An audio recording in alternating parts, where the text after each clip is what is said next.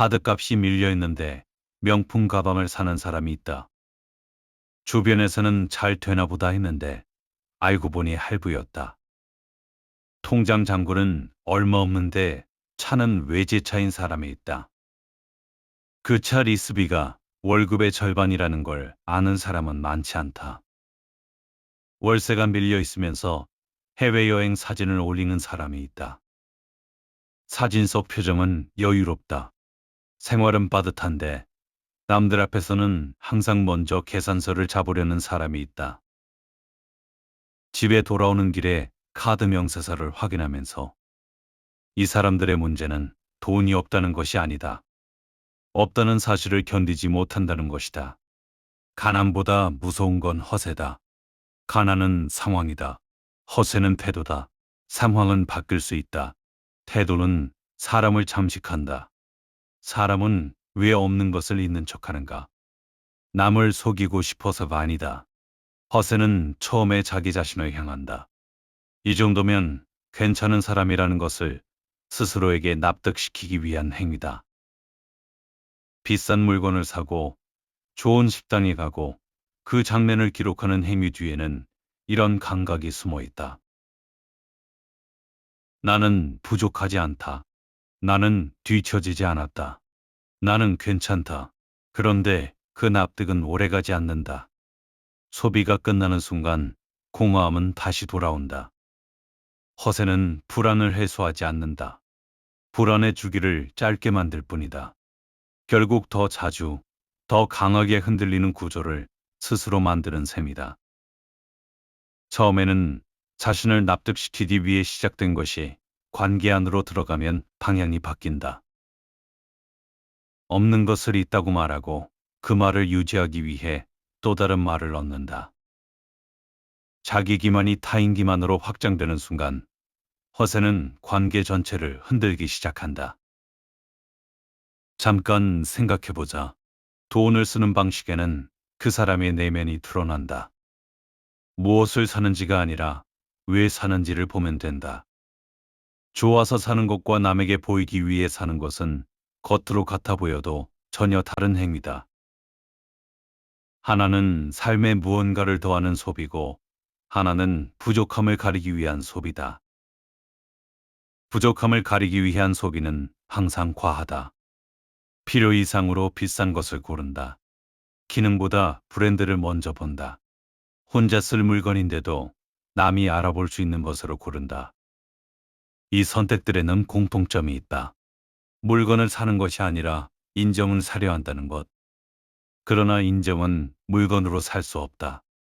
비싼 시계를 차고 있어도 그 사람의 내면에 확신이 없으면 시계는 그냥 시계다. 아무것도 증명하지 못한다. 오히려 증명하려 한다는 사실 자체가 무언가를 드러낸다. 허세의 뿌리는 어디에 있는가? 대부분 오래된 곳에서 온다. 어릴 때부터 조건이 붙은 인정을 받아온 사람은 무언가를 갖추어야만 받아들여진다는 감각을 몸에 익힌다.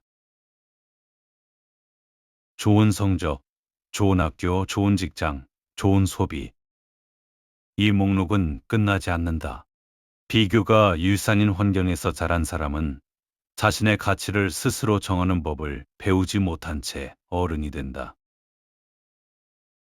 그리고 어른이 되어서도 계속 묻는다. 나는 충분한가? 나는 괜찮아 보이는가? 그 질문에 스스로 답하지 못할 때 소비가 대신 답하려 한다. 허세가 단순한 과시욕이 아닌 이유가 여기 있다. 허세는 오래된 결핍에서 출발한 생존 방식이다. 그렇게 이해할 수 있다. 하지만 그 방식이 결국 자기 자신을 갉아먹는다는 것도 사실이다. 이해할 수 있다는 것과 괜찮다는 것은 다른 말이다. 허세를 부리는 사람 곁에 오래 있으면 묘한 불편함이 생긴다. 처음에는 모른다. 여유 있는 사람이구나 하고 넘긴다. 그런데 시간이 지나면 작은 것들이 보이기 시작한다. 지난달에는 연봉을 한 숫자로 말하더니 이번에는 다른 숫자를 댄다. 가진 것에 대한 이야기가 상황마다 조금씩 다르다.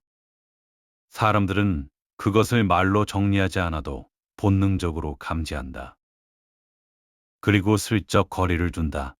문제는 그 간극을 메우기 위해 당사자가 끊임없이 에너지를 쓴다는 것이다. 한 번 과장하면 다음에도 과장해야 한다. 없는 것을 있다고 했으면 그 말을 계속 유지해야 한다. 거짓말은 관리가 필요하고 관계가 깊어질수록 그 비용은 커진다. 가까워질수록 들킬 가능성이 높아지고 들킬 가능성이 높아질수록 더 강하게 통제하려 한다. 결국 친밀한 관계를 두려워하게 된다. 진짜 자신이 드러나는 것이 무너지는 것처럼 느껴지기 때문이다. 그래서 아는 사람은 많은데 가까운 사람은 없다. 넓고 얕은 관계망 속에서 혼자다. 보여주기 바쁜 사람은 상대가 멀어지는 것을 보지 못한다. 진짜 여유 있는 사람은 증명하지 않는다. 삶의 기준이 자기 안에 있는 사람은 타인의 평가가 그렇게 절박하지 않다. 좋은 것을 가지고 있어도 굳이 알리지 않고 없는 것이 있어도 숨기려 하지 않는다. 있는 것과 없는 것을 모두 담담하게 안고 있다. 여유 있어 보이려는 사람은 반대로 움직인다. 있는 것은 크게 보이려 하고 없는 것은 철저히 숨기려 한다.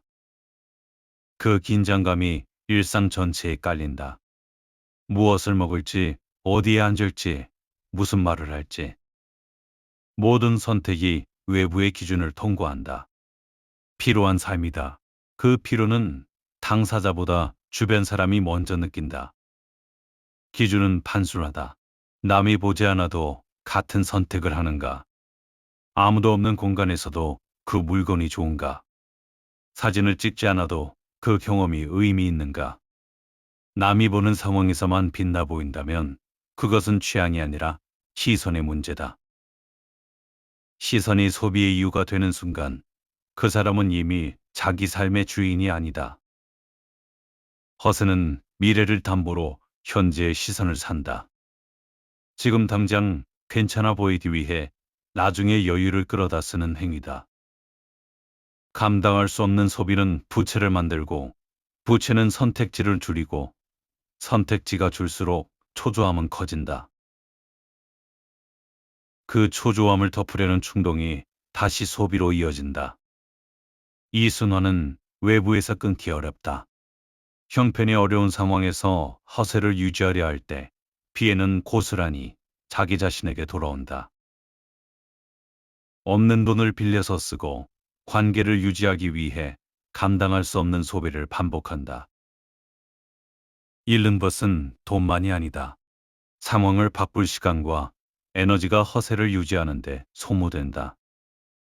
그러는 동안 무엇이 진짜 문제인지 보이지 않게 된다. 이것이 허세가 가난보다 무서운 이유다. 가난은 조건이 바뀌면 나아질 수 있다. 허세는 내부 구조가 바뀌지 않으면 조건이 바뀌어도 같은 자리로 돌아온다. 도입에서 본 사람들을 다시 생각해보자. 카드값이 밀려도 명품을 포기하지 못하는 사람, 월세가 밀려도 여행 사진을 올리는 사람. 그 사람들이 나쁜 것이 아니다. 없다는 사실을 끝까지 외면하고 있는 것인지도 모른다. 그리고 그것을 배우지 못한 채로는 돈이 생겨도 달라지지 않는다. 수입이 늘면 소비도 그 이상으로 늘어난다. 저축이 없다. 여유가 생기지 않는다. 더 벌수록 더 쓴다. 돈이 있어야 자신이 괜찮아지는 사람은 돈이 생기면 그 감각을 유지하기 위해 즉시 쓴다. 불안의 근원이 돈이 아니라 자기 자신에 대한 불확신이기 때문에 돈은 공허함을 잠깐 잠재울 뿐 해소하지 못한다. 반대로 형편이 어렵더라도 삶의 기준이 자기 안에 있는 사람은 다르게 움직인다.